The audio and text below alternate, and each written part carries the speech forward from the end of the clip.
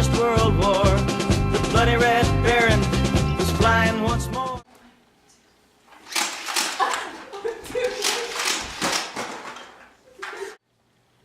Breaking news. Today, Bismarck, the Prussians, and the Germans attacked Napoleon III and France during the Franco-Prussian War. It strongly affected the people. Let's go to Helma to see what she found. Yeah, because you look bad. It's so cold. Look, I found a survivor. What do you want? Get away from me. Calm down, please. The war is over. What do you want? My friend died. I'm sorry. Hi, could you tell us about your experience with the war? You want to know what I saw? I saw dead people. I saw guns and I saw blood. Back to you, Gretchen. Thanks, Helma. This just in. The war was directly caused by Bismarck, releasing a published version of the meeting between King William I and the French ambassador. First, we'll show you the original. Count Benedetti intercepted me on the promenade and ended by demanding of me in a very importunate manner that I should authorize him to telegraph at once that I bound myself in perpetuity never again to give my consent if the Hohenzollerns renewed their candidature. I rejected this demand somewhat sternly, as it is neither right nor possible to undertake engagements of this kind forever and ever. Naturally, I told him that I had not yet received any news, and since he had been better informed via Paris and Madrid than I was, he must surely see that my government was not concerned in the matter.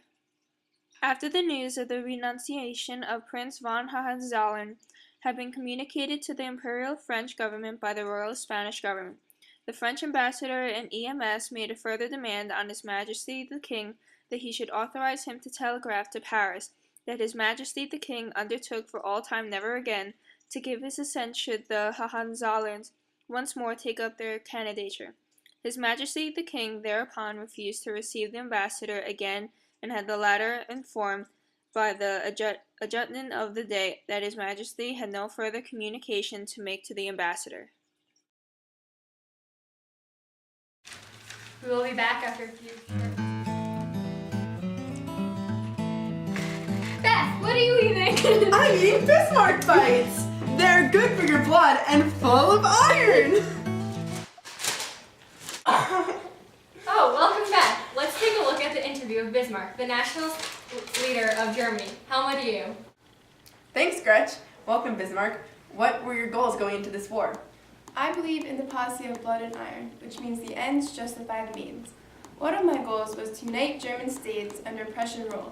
With that goal, I also wanted to build up the Prussian army to make it stronger. My last goal is to form many alliances. What steps do you take to unify Germany? My first step was to go to war with Denmark over Schleswig and Holstein. After defeating Denmark, my second step was to go to war with Austria.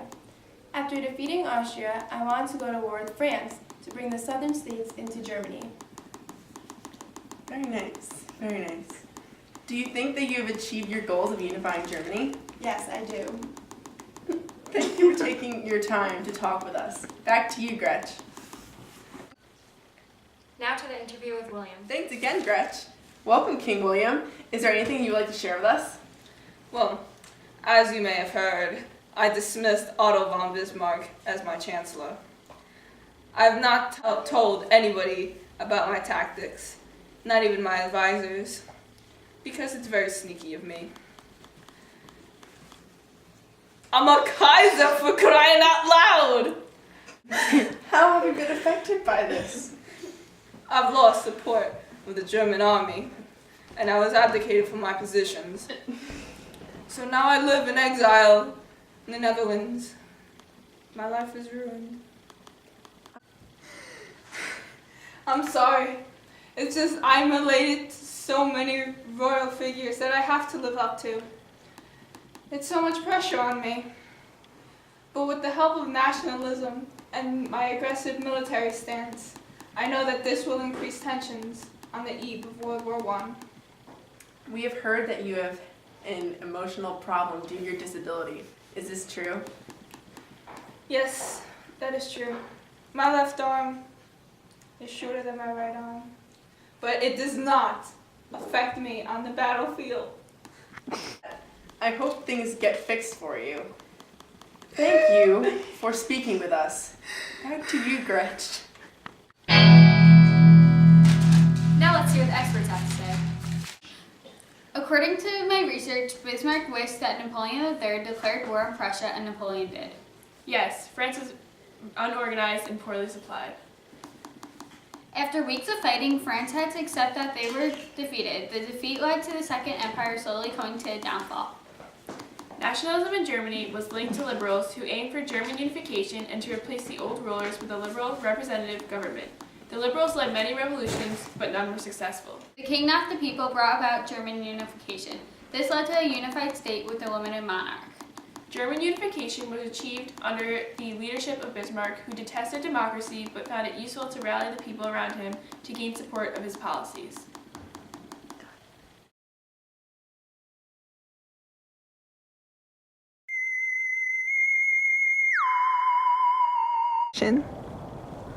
I'm back here at the war zone trying to find a survivor who could tell us what happened during the war.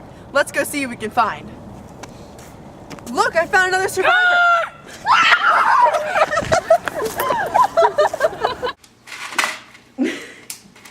Beth, what are you? Schleswig and Holstein. Schleswig and Holstein. Schlesch? All of its men